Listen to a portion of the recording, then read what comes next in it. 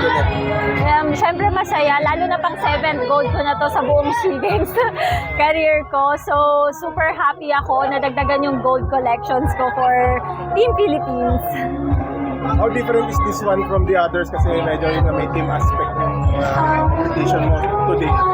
Okay, so ang ginawa namin is nag-train kami together. Kasi the past SEA Games, nag-train ako alone eh. So ito talaga pinipilit namin mag-train together para makilala namin syempre yung movement ng isa't isa.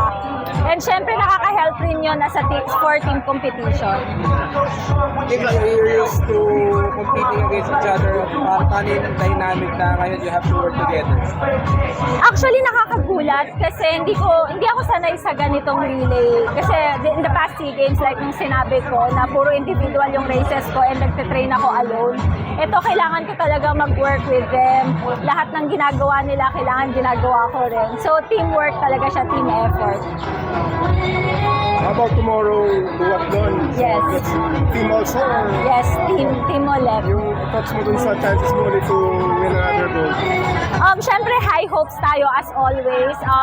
Looking forward to get another gold para madagdagan yung gold medal collection ko in SEA Games. Triathlon individual. Ay, hindi ako. Pero wag niyo muna sasabihin. Kasi nagbabantayan kami. Secret lang. Basta yung bukas. Oo, bukas. Sure, bukas. Nalangkat. The record. Cut na